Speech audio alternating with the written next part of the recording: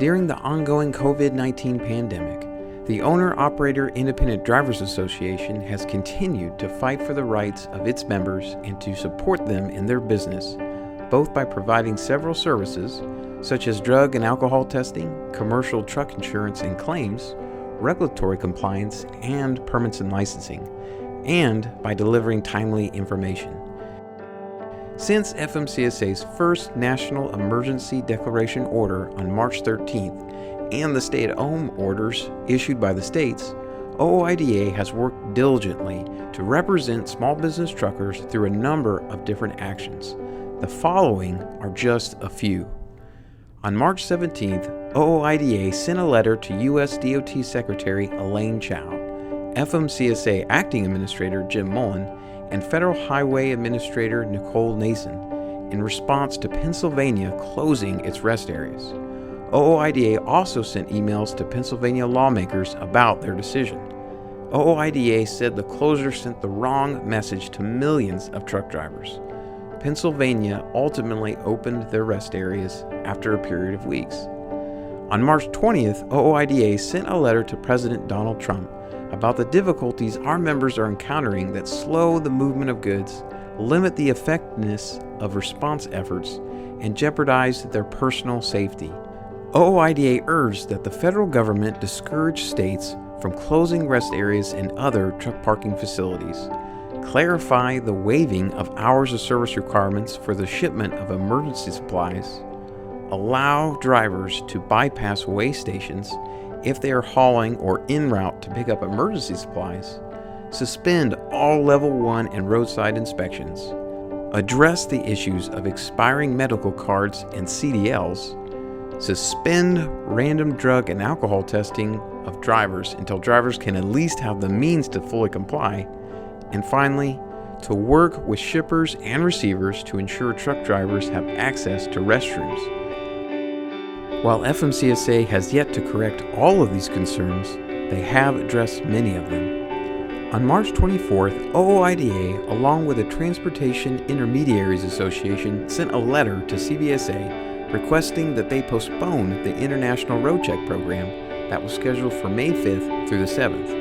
CVSA responded the next day by stating that they would push back the event. On April 3rd, Todd Spencer, the president and CEO of OOIDA, sent an urgent message to President Trump requiring immediate action from the government to safeguard truck drivers by providing access to personal protection equipment and testing. In response, FMCSA distributed 1 million free masks at various locations across the country, including states like Arkansas, California, Georgia, Illinois, Indiana, Nebraska, New York, and Texas.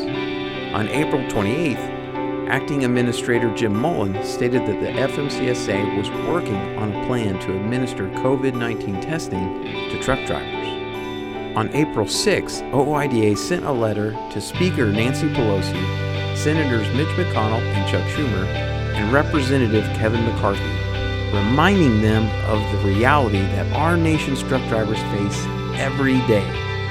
While the statements of support and gratitude toward drivers are welcome, OOIDA asked lawmakers to do more by encouraging them to 1.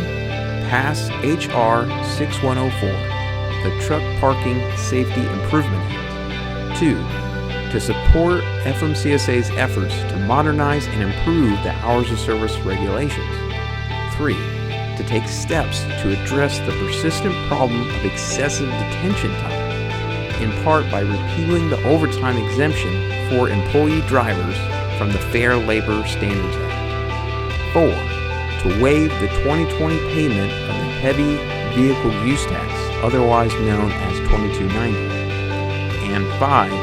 To avoid any permanent modifications to the current federal standards for vehicle weight. Some of these efforts are still ongoing.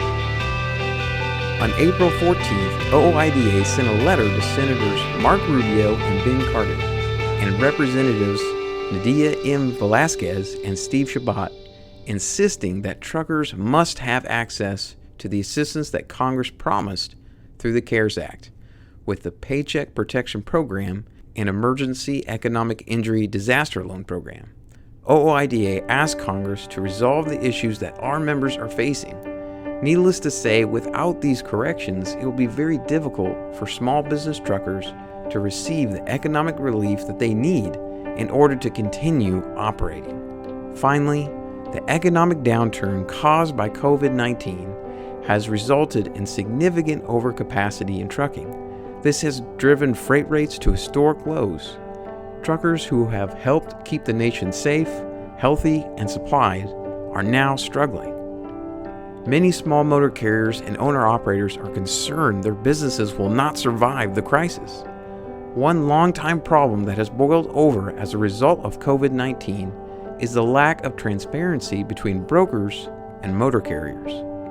On May 5th, OOIDA sent a letter outlining 2 steps Congress must take in the next COVID-19 relief package to help solve this problem. Truckers have the right to know they are being fairly compensated. While OOIDA obviously does not have any control over freight rates, they are working vigorously to help our nation's truck drivers find relief during the pandemic any way that they can. Visit fightingfortruckers.com to learn more and to join the cause.